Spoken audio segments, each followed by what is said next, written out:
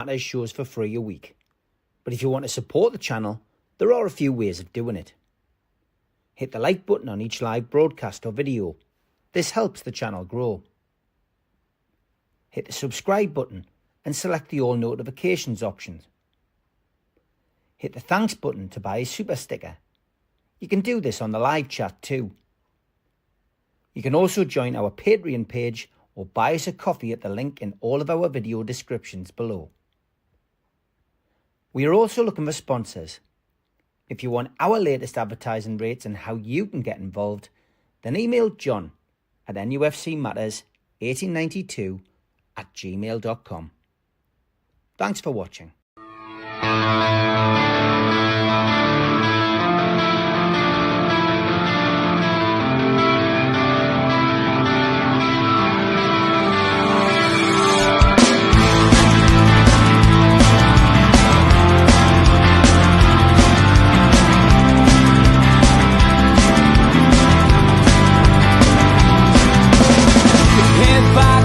Critics attack. It feels like I've been talking to myself again.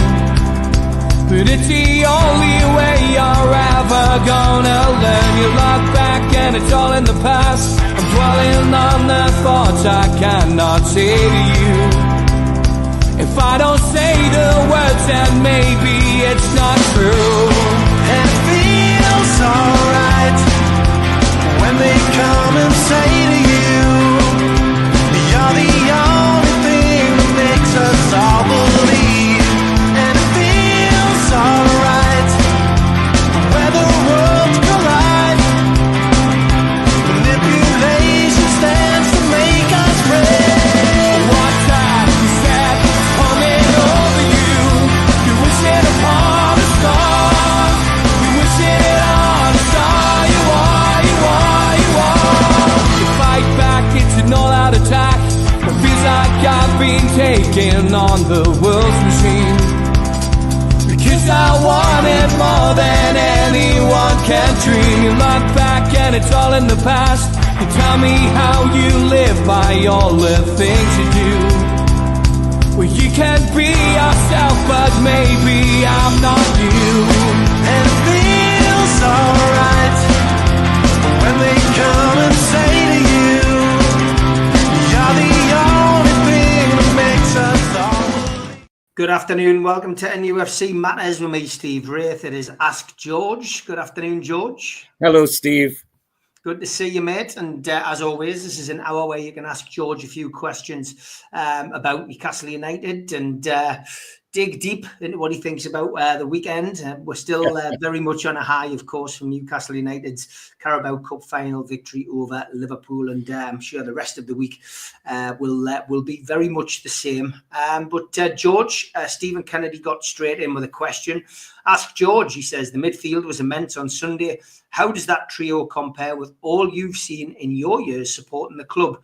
I've not been supporting Newcastle United as long as you. I think that on their day, they are probably one of the best midfield threes in the club's history. What's your feelings about that then, George? Where do they compare? He's answered his own question as far as I'm concerned. You know, Steve, on other platforms that I've been talking about it, how I said since Bruno came, he does things that modern day footballers should look at very carefully. He kills opponents by just shaking the hips. Tonali is an engine. I mean, if you listen to the Italian commentators talking about him, they're talking about the Newcastle Machina, the Newcastle machine, because he's got pace, he's got the lungs to go box to box. And Joe Linton, well, he's just an animal now. I mean, goodness gracious, I've got to confess, the first couple of years he was here, I used to come home and my wife used to say, "You don't like that lad, do you?" Because I used to be usually furious. Howe's genius and changed him, whether it was accident or choice, wherever he did, he's produced for Newcastle an immense player, a midfield beast, and worth a lot more probably now than when he came with his big centre forward price tag. So, Matt, as you probably gather, where I'm going to say now is that having seen all the others before, this is as good as we've got as a threesome. You know, we've had others in pairs maybe, and Peter Beardsley would sit very highly in that. And then you could get into people like Batty, but getting them all together like Howe's got them at the moment, that's the different thing. And I think this is probably not just the best midfield in Newcastle at the moment. I question whether or not it's the best midfield in the Premiership at the moment. That's how good I think they are. And they showed it on Saturday. There was never any... Liverpool were never going to boss us in midfield on Sunday, because from the off, and you could see it coming, at least I could, because when Gary Neville came out of the tunnel just before the match and he said, I've just come down that tunnel, and Bruno Guveresh is going up and down that line, winding his players up, and the Liverpool players are just standing there very passive. And I thought, yeah, they were passive on the pitch as well. They were lucky it was only 2, I tell you. But no, the answer to that question is, I think, we've got the best 3 that we've had for a long time. And the interesting thing is, they're not old. I mean, you know, Tonali's just 24. You know, there's a hell of a lot more football in him, and Bruno's not old, and neither's Joe Linton. So, you know, we've got a good and add to that the backups. Young Miley in another year is going to be knocking on the door, surely, the way he's been playing up to now. And I don't think Sean Longstaff's out of the door yet. Not yet. So there's lots to come, I think. But at the moment, we've got the best 3 we've had, I think, in my opinion. Okay. Stephen Kennedy just wants to know, have you heard from Mitch since the weekend? And has he shared with you how it went down in the Middle East as well? I mean, obviously... I guess when we do, Geordie's there, we'll be able to speak to Al-Wali to be a bit in a better place to talk about Saudi Arabia. But obviously the lads were over in London for the match, but and the professionals will be on this weekend. But have you had time to catch up with Mitch just about the occasion? Yes. I mean, I'm thrilled that it happened for Neil, because while he's been supporting, we've been at all the finals we've lost, you know. And for that, because I was the chauffeur always, with not being the drinker, I used to hire the car and have 5 drunks in the behind us and having a good weekend. We went through all of that pain, and we've travelled all over the place to away matches and got pain. So I was delighted he was there with Stu, of course, his professionals mate, and Joss, my grandson. They were all together, and that was absolutely super. And he's enjoyed every minute of it. He's enjoyed, well, of course he has. He's wallowing in it, and he tells me that the Dubai Mags, why even though he was in London, they managed to top 400 at their venue. So that tells you how it went down over there. So yeah, great is the answer. Yes, yeah. Fantastic. Okay, Tom, good afternoon. He says, ask George, with Newcastle already in Europe, what would you prefer, George? Conference League or the Champions League or the Europa League? Well, I'll go back to my greedy little duck thing. What's the best? The Champions League. And we showed the last time that we went into it, we weren't out of place in the group of death, and we weren't going to do anything. And yet we beat the best team in the competition at home, and we drew with them, a very sneaky draw away from home. No, for me, if we're going to be the best, we need to get amongst the best as soon as we can. So that's the Champions League. Straightforward. Yeah, I would agree as well. And I still think Newcastle got 10 cup finals. That's the way Eddie will be looking at it. Yes. John says, afternoon, everyone. It's now nearly 3 days since we won a trophy. I think our owners are fantastic, but one group has said the win on Sunday was tarnished by sports washing. I doubt we'd have been at Wembley without the Saudis. Any thoughts on the kind of headlines that we've seen over the last few days? Yeah, we in this country, and the right-wing press particularly, have very, very short memories about human rights and all the rest of it. All you can say is about the Middle East generally, from the 15 years that when he's been in Dubai, you would never recognize the UAE like it was when he first went, how it's changed. The Saudis are changing. A lot of their cultural things and things that they get despised for have been changed.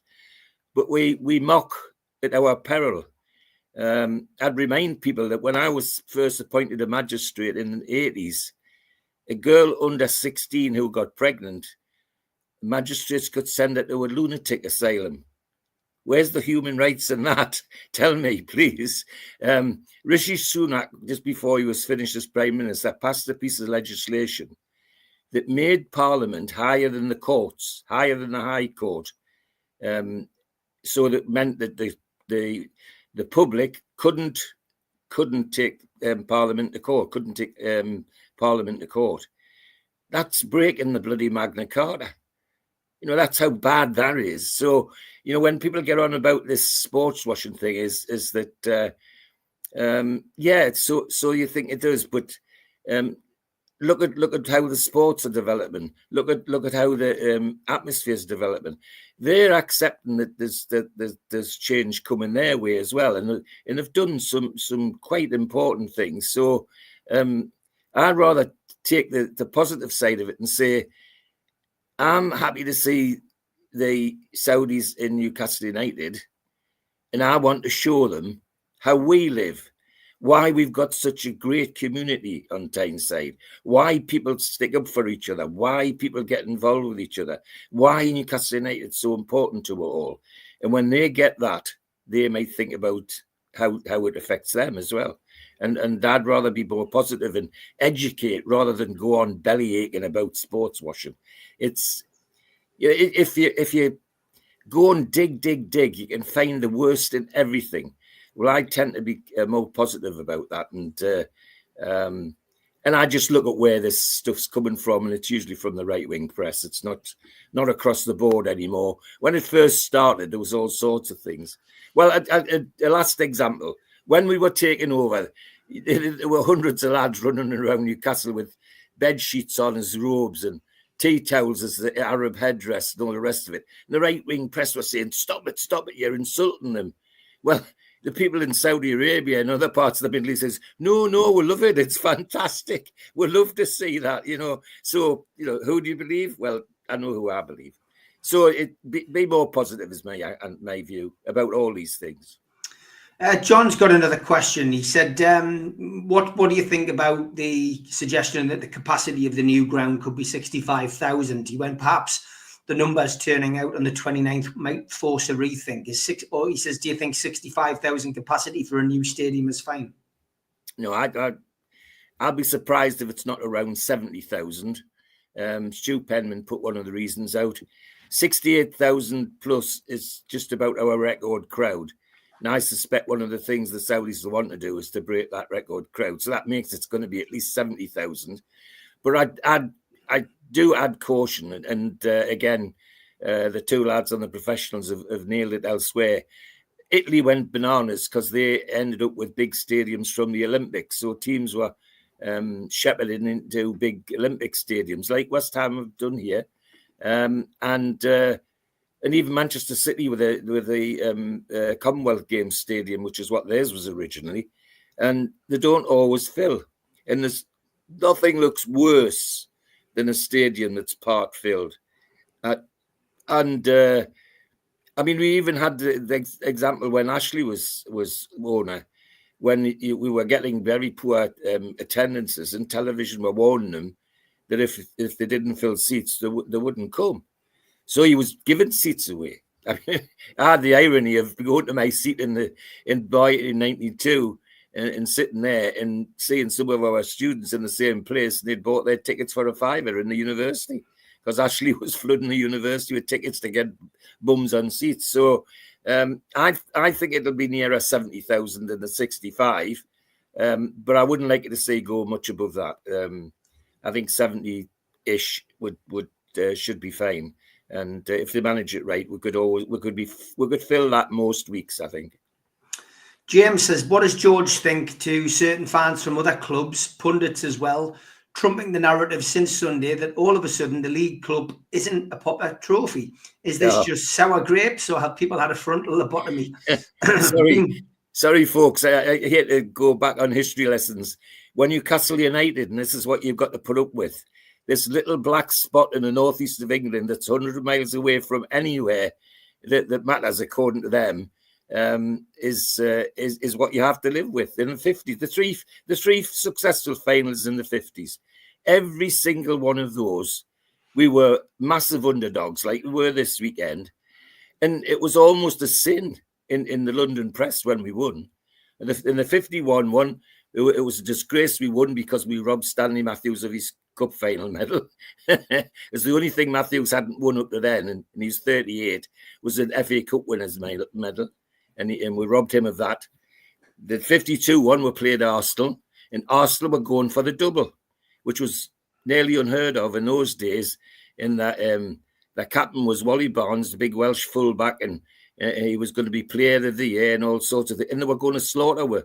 Well, in trying to hurt Bobby Mitchell, Wally Barnes hurt his leg, so they were nearly down to 10 men from within 20 minutes.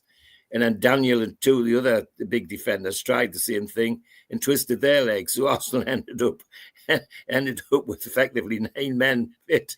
And you know, the whole Southern press was disappointed because we won. Manchester City were the team of the century in 55. They were going to win everything, and we turned that on our heads as well. We didn't do it without any controversy, though, because I noticed on Sunday the commentator went down the list of captains and the list of managers, and on the list of managers for 55, they said Dougie Livingston. It wasn't Dougie Livingston at all. 2 weeks before the final, Newcastle sacked Dougie Livingston because he wasn't going to play Jackie Milburn. And Schooler, the captain, and a couple of the others went and seen Seymour and said, hey, he's not going to play Jackie. And the only way to get Livingston to back down was to sack him. So a couple of weeks before the final, we're going to a cup final with a team that's just sacked its captain. No, yeah, it's all part of this narrative that if we do well, it's somebody else's blame. It's not our success; it's somebody else's fault. And that, I'm afraid, if you're a Newcastle supporter, you kind of feels like water off a duck's back after a while, and that's what it feels like to me. And I'm waiting to see some of the pundits. 1 or 2 of them have already eaten crow about saying what they thought was going to happen in the final. But there's a lot more eating of crow to do during this week, because there wasn't one of them, not one of, apart from the local ones like Shearer and others, that it didn't even give away a chance. Sadly, I've got, as I say, I repeat, it's part of being a Newcastle fan. You've got to get used to it. And I do think it's part of this syndrome that we're out here on our own, and no one else to support our view. And we just have to live with it. It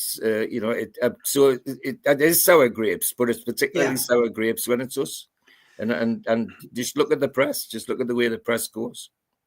Yes, I would agree, George, 100%. We are going to bring a guest in a couple of moments. We, as you know, on Geordie's Here, Geordie's There, we tend to have the supporters groups from other football clubs coming in. We're hoping to be joined today by a representative of the Egyptian mag. So we will come to that when he comes into the green room. We'll bring him in. Question from Rob, our designer, Rob Maltman. He says, George, as someone who experienced the previous Newcastle trophy win, how long does it take for the smile to wear off? Well, I'm about to find out, because I'm struggling at the moment. As you can see, I'm still wearing my scarf, and behind us I've got a huge black and white towel at supporter centres, which I've never used as a towel, but it's been on my bed ever since Sunday. So it's not going away from me for a long time, I tell you. What I will say to you is this, that this moment in my mind is far more important than any of those wins that we had in the 50s. Because those wins in the 50s were an end. We won the cup and you did nothing else. That was the end of it. But this one is a beginning. It's got Winter Europe. It's the first trophy. We've got that off our back. We hammered Liverpool, and I'm used that word advisedly because it was 2-1. It could easily be 3 or 4 or more if they took their chances. And it's this one's a beginning where those 3 were great. Don't get us wrong. I'm not diminishing what they were because they were so fantastic. And my family involvement in that was incredible because my father went to all 3 with the rattler. I roll around the place now and again, and so I think this one's more important because now there's League Cup, there's the FA Cup, there's the European Cup, and then there's the Conference, there's the Champions League, there's all of that to go with it. So it's a far, far bigger thing, in my opinion, now than it was then. Right on cue, we are going to bring in the representative from the Egyptian Supporters Association. He seems to be having a little bit of bother with his internet, so I might have to wait. Often happens as well when you're trying to bring in people from overseas. So we continue with the questions until... Oh, there he is. Amgad, can you hear us?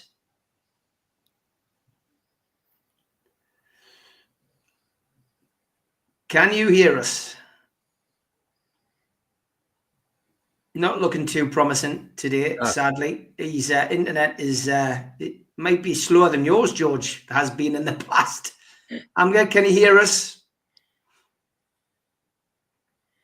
No, not very good. Not going well, unfortunately. I might have to take him out and hopefully brings himself back onto the platform at some point, internet issues permitting.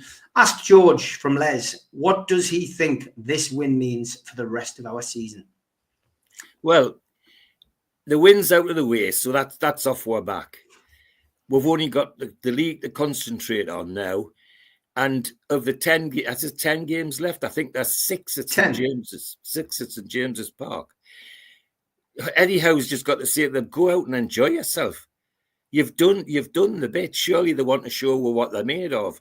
And repeat performances like Sunday, and some of the teams we've got to play, we should demolish. We should demolish it. It should be fairly straightforward. So I'd be very disappointed if we don't get very close, if not in the top 4 for the rest of the season. Because Eddie's now got the business of being able to say to them, go and enjoy yourself. The pressure's off a little bit. And the players should be able to express themselves much better than they have been able to in the past. So, yeah. Amgad, can you hear us? Yes, Steve. Hi. How are you? And how are you, George? Hi. Hello, Amgad. Salam. Great to see you. Fantastic. Thanks for joining us. Founder of the Egyptian Toon Army. Love it.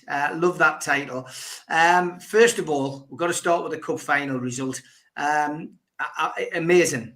How was it in Egypt?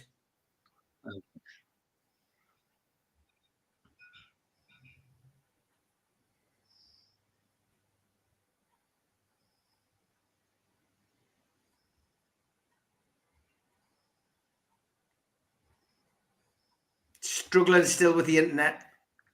It was quite a massive surprise for all of us here in Egypt. Everyone here supports Mo Salah because we are Egyptians and Mo Salah is the Egyptian king. I'm still struggling with the internet. All right.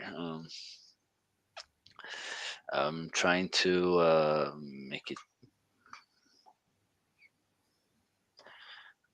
All right, Steve, I'm gonna this. It's unfortunate. The internet is really kicking in, and it's not working well for him. Unfortunately, we will get him back hopefully this afternoon if he can. Alan McKenzie, good afternoon. Already camping out on the town moor for the parade and celebration. 200,000 is a conservative estimate. What do you think, George? Oh yes, just going back in the past, I know when they came back, when Malcolm MacDonald came back from the loss against Liverpool 3-0, and they were all very sad. They couldn't believe the reception they got as losers. In fact, I think Super Mac did say that it brought him to tears. It was so impressive. And Shearer was on today about coming back in '98 and saying the same thing, that God, what would they have done if we'd won? The other one, top of the lamppost, and all this sort of thing, all the way around the city. So I think 200,000 a year, you can double that at least, in my opinion. That's what I would expect. I'd be amazed if it's not. It's just incredible. On Sunday night, after I came out the Irish Centre to come home, it would be about 9:30. The city was buzzing, absolutely buzzing at that time of night. So, I think the 29th will shock a lot of people, but it wouldn't surprise me if we touched 500,000. There you are. Yeah, there'll be a lot of people there. There's no doubt about it. James says, question for George. How many years does he think it'll be until our next trophy, and will it be as sweet as this one? It'll take a while for it to be as sweet as this one, because the first saw was the best, in my opinion. But I don't think you'll have to wait long. I'd be hugely disappointed if we're not in the mix for one of the cups next year as well, and probably something in Europe too. So I don't think you've got long to wait, and that's one of the benefits of our new owners, and one of the bugbears, of course, of the Premier League trying to strangle with, is that if our new owners are able to run things as they'd want to, instead of by these ridiculous rules that the Premier League have in place, then I think we could see trophies very soon. I think Steve, you and I, and others on the platform have talked about the first one being getting the monkey off our back, and it's gone, and that's a huge statement. So I'd be disappointed if we're not knocking on the door of Wembley again in the next year or so. Yep, fingers crossed. Lots of people feel it could be Salah who will organise the thing at the town. Where I would agree. Yeah, yes. I think 100% that will happen. Yes. I'm going to try Amged before the advert again. Amged, you've got about a 35 to 40 second delay, so I won't speak, and you can just talk, please, about the Egyptian Toon Army, about your supporters group. Can you just tell me how many people are in it, where you were based, and get all the information that you can about where people can find your group. If you can just talk relentlessly without me asking you a question for about 5 or 6 minutes, we should be able to get everything we need done, because the internet isn't very reliable today. So if you can just speak without me asking you a question, that should work.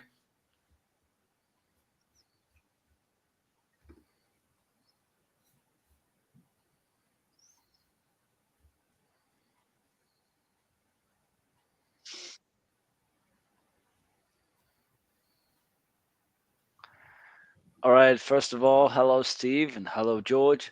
Hi. I'm thrilled to be.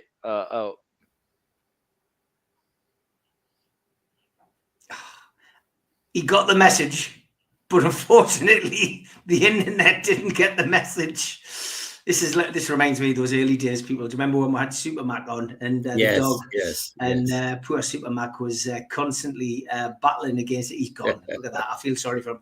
We're going to have a quick ad break to give my voice a little break, and hopefully Amged can get back, and he'll know what to do when he gets back. So we'll have a quick ad break back after this. A big thanks to all our sponsors, Skips and Bins. Say hello to low-cost waste disposal with pay-as-you-go and contract waste management. Find them at their website, skipsandbins.com. Contact them, www.skipsandbins.com/contact. A big thanks to Mr. Vicky's Sauces, handmade in Cumbria. You can find them at their website, mrvickies.co.uk. Email info@mrvickies.co.uk or telephone 01768 210 102. A big thanks to our fanzine sponsor, United Group Travel. 2 crew, driver and courier, local family company, 3-star plus quality hotels and no interchanges. All excursions included. Find them at their website, www.unitedgrouptravel.com. Email them at beverly.ugtl@gmail.com. Telephone 01670 632 460 or mobile 0791 666 4174. Just £30 per person deposit. There are no strangers on our tours, just friends you haven't met yet. A big thanks to Media Arts for all the help with the technical side of things. You can find them at their website, media-arts.co.uk. If you want to listen to us as a podcast, you can go to Sports Social Podcast Network. You can also find us on iTunes, Spotify, and your other podcast providers. If you want to help support the channel, hit the thumb up, which is the like button. Click share to share to your other social medias. Click join to join the channel. And click the subscribe button.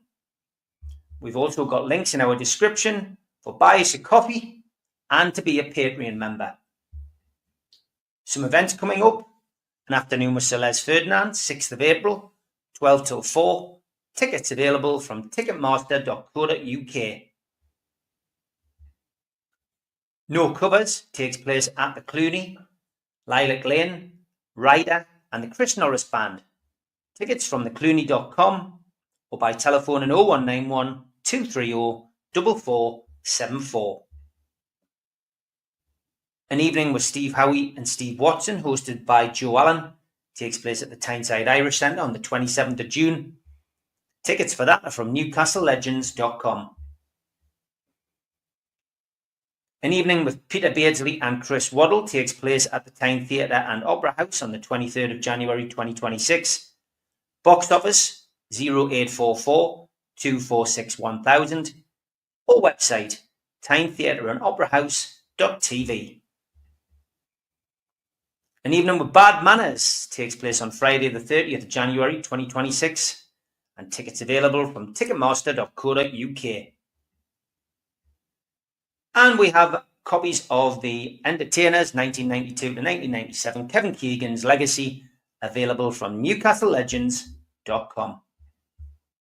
Don't forget, those books are signed by Peter Beardsley and Lee Clark. If you haven't got your Entertainers book now, get yourself to the website and you can buy one. And our memberships are back as well. If you want to renew your membership, you can, just to get the all the goodies. We've still got your membership draw to come at the end of this month as well. But yeah, get yourself onto the website, nufcmatterspodcast.co.uk. Sign up to be a member. You can be a lifelong member and you can get your pen, your button badge, you can get your key ring, a beer mat, your fridge magnet and your membership card as well, and free entry into the monthly draw. Plenty of questions coming in. Unfortunately, our Egyptian representative hasn't been able to get back on. He did try again, but failing. Sadly, is George confident that Darren and Paul will deliver in this transfer window for Eddie and the Toon Army? I think I am. I haven't been fairly critical, particularly of Paul, in previous windows. Starting to see some of the good things lower down the club in the under 18s, under 23s that he's been involved in, and if he graduates that up to what's necessary for the first team to help Eddie, it could be fantastic. It really could. Okay, I'm getting over to you. Hopefully your internet doesn't drop out.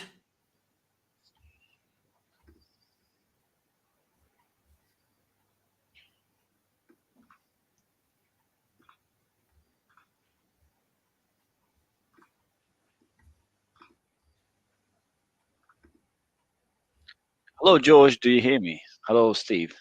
Yes. Do you hear me perfectly? Thank God. Oh. We have tried too hard. Okay. It's Thanks. not... We. I'm good. Your internet keeps dipping out. If you want to just do what we asked you to do before, hopefully we'll be able to at least get people to a bit more aware of where you are and where they can find you.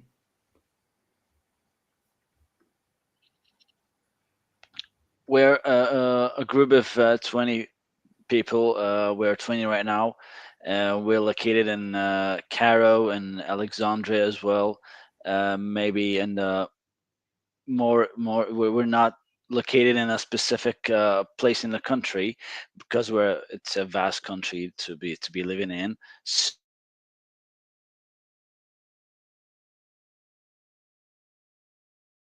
No, unfortunately, we've seemed to have lost him again. I will liaise with Amged and get him back on the show when his Egyptian is Egyptian internet is working a little bit better than it is at the moment. But great to have him on.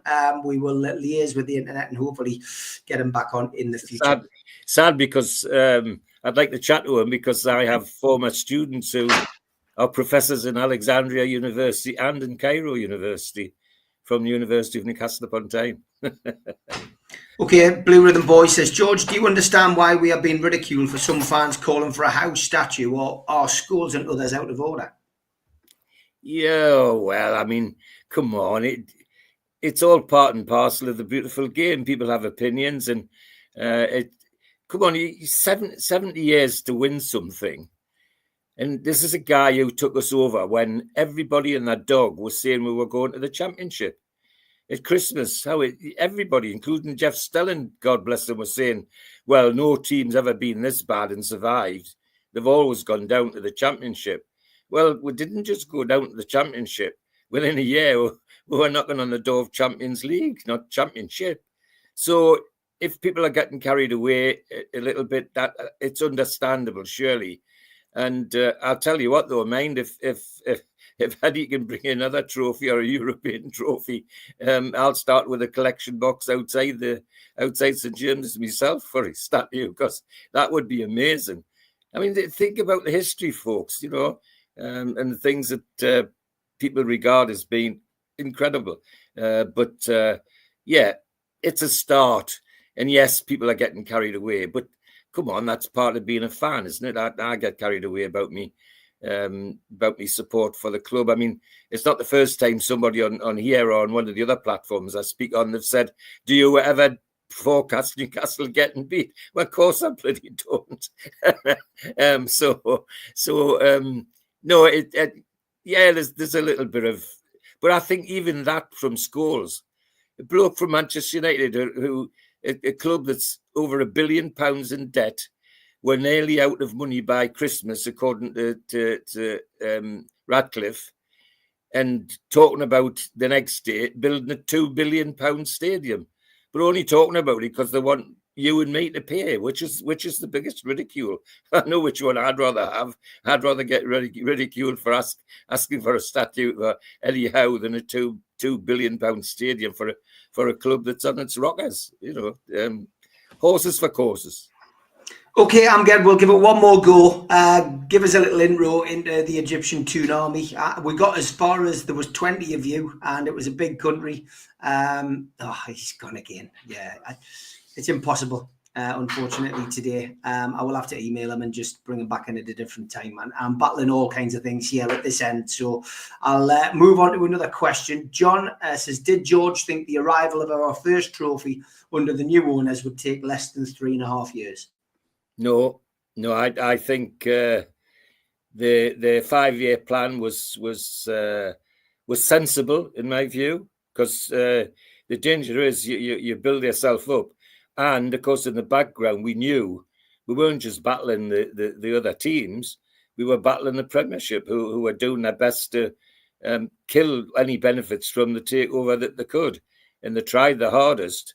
But the thing that impressed me is that.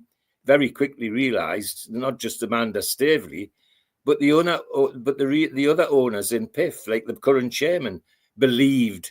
I'd heard him speaking yesterday about it, and that's the key for me. Once people get the message about the Geordie dream and all that sort of thing, it tends to work for them. They tend to do things just that little bit better and really have a go to repay people's faith. And so it did surprise me. If it had happened in 5 years, I'd have been delighted. But you could see the way we set about things and the way Eddie Howe was able to turn average players into monumental giants in some ways, made it possible. So, yeah, I'm surprised, but I'm absolutely delighted. I mean, you couldn't be anything other than delighted with the way it's gone. Stephen says, George, do you think if we can overhaul Forest, that'll guarantee Champions League? I mean, it goes down to 5th place, George, doesn't it? Yes. Well, it might even go further, depending on who wins other things. Yes, I think we would. But I with the teams we've got to play, that's left in the league. If we can play just as near as we did on Sunday for the rest of the season, the top 4 is guaranteed. Shoe in for me. For me, I predicted 3rd place for Newcastle. I think that might be pushing it. I still think not impossible. I still think top 5, 100%. I still think they'll finish in the top 4. I really do think that's something that Newcastle can do. John says it looks like Eddie wants Shaw to stay. What does George think about that? Should we be looking for younger quality, or has Fabian Shaw justified an extension? Oh, I've got to hold my hands up and say I'm a Fabian Shaw supporter. I don't know another centre back who you watched on Sunday. Those long balls out to Livramento and other people on the left wing were cutting Liverpool to pieces, and he's doing that now. How many centre backs in any league, never mind this league, have got 52 goals in their locker? And we've had the fortune of seeing most of them at St James's Park in their crackers. I've often thought that we miss a trick. We should sometimes try him the way the Swiss do, as the hold up man in front of the back 4. But he's a remarkable player. I don't think another year is out of the way unless we can buy somebody of real quality. And that's hard to come by. We've seen what happened to her last year when we tried to get hold of Gehi. Amgad, we'll give you one more opportunity, and hopefully we'll get you through this time. If not, we'll rearrange this. But give us an insight into the Egyptian Toon Army.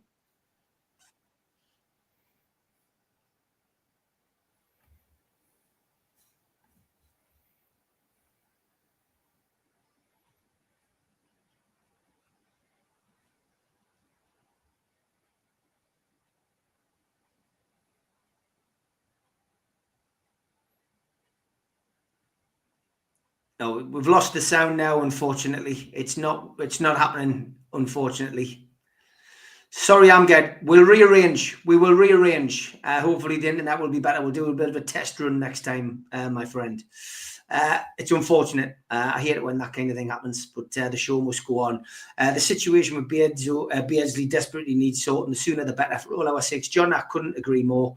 I've been with Peter a couple of times over the first few months of the year, and I'd love to see him back at Newcastle United. Listen, just get him in there, get him up as part of the legends, and get him in the lounges, and wave the white flag, get Peter Beardsley back at Newcastle United. I'd love to see that. I'd rather have Europe. We've got a better chance of winning that cup.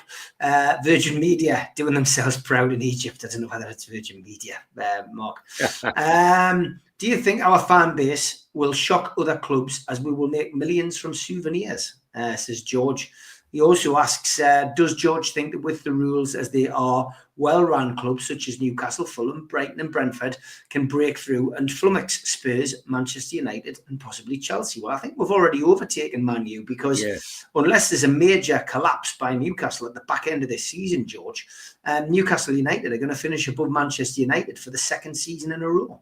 Absolutely right. In fact, I think we're going to be, for the first time in how many decades, Manchester United aren't going to be in the top half of the league by the way things are going. So, the rules of ease, but they've only eased. There's still other things that could happen.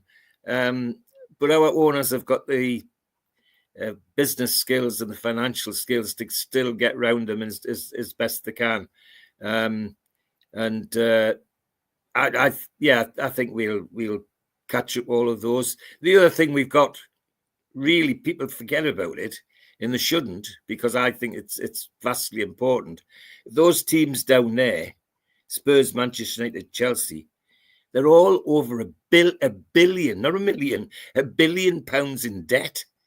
We haven't got any debt at the moment, not a penny piece in debt. Or everything we've done since the takeover happened.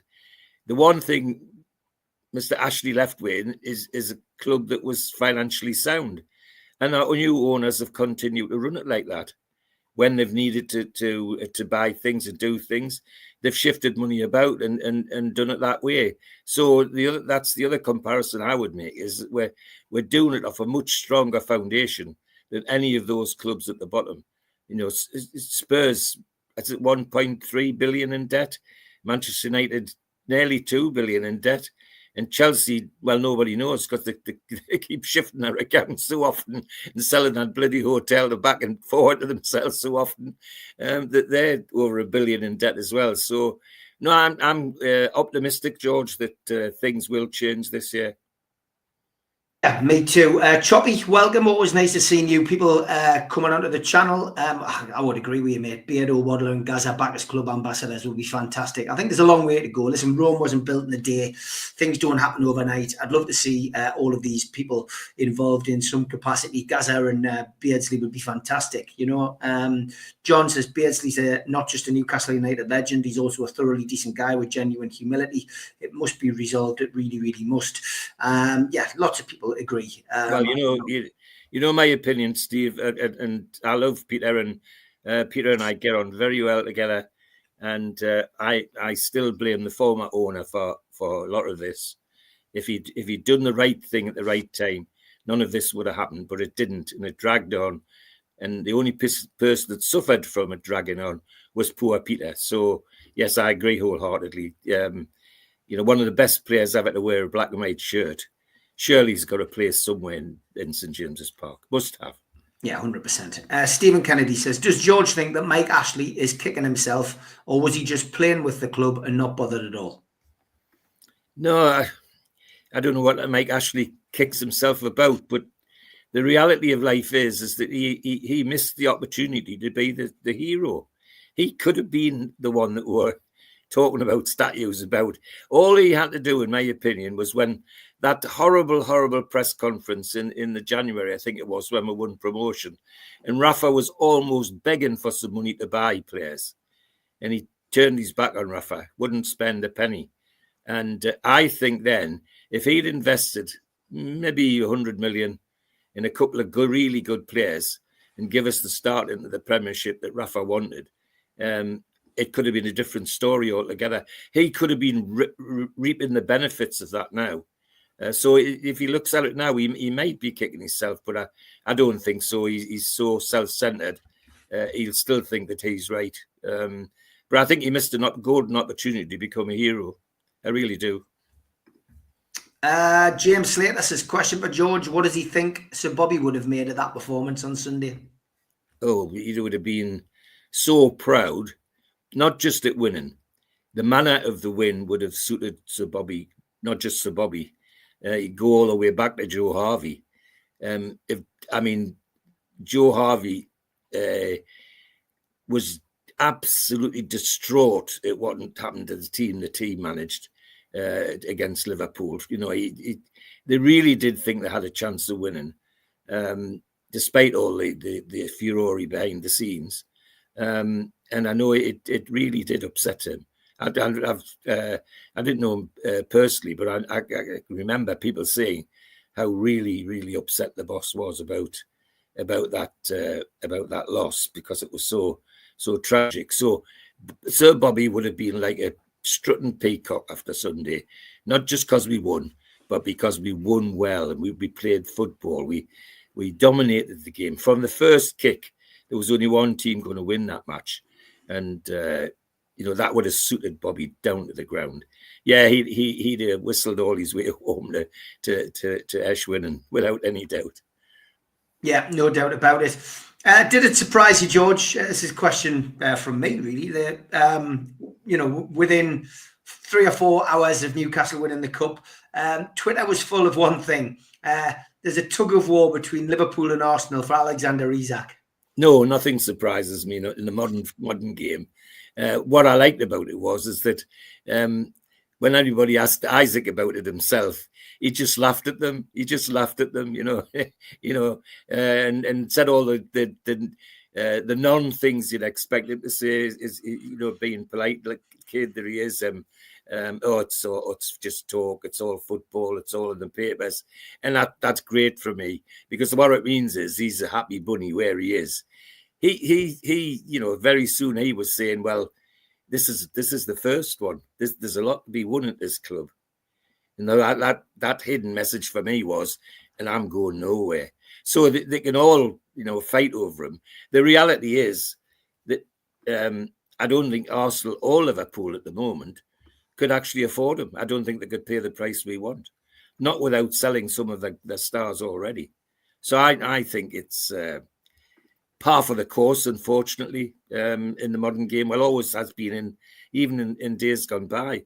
I mean, one of the fears always, I remember in the 50s and 60s, when we were playing well and winning the cups, was that people would get picked for England. Well, the one thing that was certain is if you played in the Northeast and you got picked for England, it wouldn't be long before you'd be playing for a club in the South. Because it used to use it as a means of poaching players. So, no, it didn't surprise me at all. A lot of people were suggesting that Eddie Howe was facing, potentially an exit at Newcastle if he didn't win the Carabao Cup. Do you think that, George? Do you think he would have been? No. Do you think he would have been shipped out? No, I don't think so. And even less now, since I heard Jamie Rubin talking about Eddie Howe's interview. I don't know if anybody else picked it up, but it was brilliant, absolutely brilliant. And Jamie Rubin said before he shut the door on his way out, they had decided he was the man for Newcastle. He'd analysed the players, he'd analysed the club, he'd analysed the potential, not just come and fill the room with platitudes like some of them did, apparently. He actually had thought about it, and he's demonstrated it. And he's, as I keep saying, he's demonstrated that he's bought into the Geordie dream. I live opposite the training ground at Benton. And I know at 7 o'clock in the morning when the training lights go on, that'll be Eddie Howe. It'll not be one of the ground staff. That'll be bloody Eddie putting the lights on. And, well, that's the kind of thing that Rafa did and Bobby Robson did. And so, no, I really, gross exaggeration to think that not winning the cup on Sunday was his swan song. Had we not won the cup and then had a disastrous end to the season and had a run of big losses that took out of any contention for anything, I think that questions might have been asked, but I still don't think it would have necessarily seen the end of them. I think the new owners have faith in Eddie Howe, and they need to repay that, though, this summer particularly, to give him some of the players he would like in the team, and not to blame PSR. I do think occasionally in the last couple of years, PSR was a bit of a crutch, and showed that somebody in St James's Park or in PIF in Saudi Arabia didn't really understand how it operated, because there's still this thing in the back of my mind that we got to get rid of Minty and Anderson in a rush at the end of the season, when in fact what should have happened was they were hoping that Bruno would get sold somewhere for 100 million. Well, nobody could afford him. Not a club in the world could afford 100 million. So they got their fingers burned. And I think that end of season has taught the club and the higher ups a lesson that we won't fall into again. So I think that it's. I think we're Eddie Howe's safe as far as I'm concerned.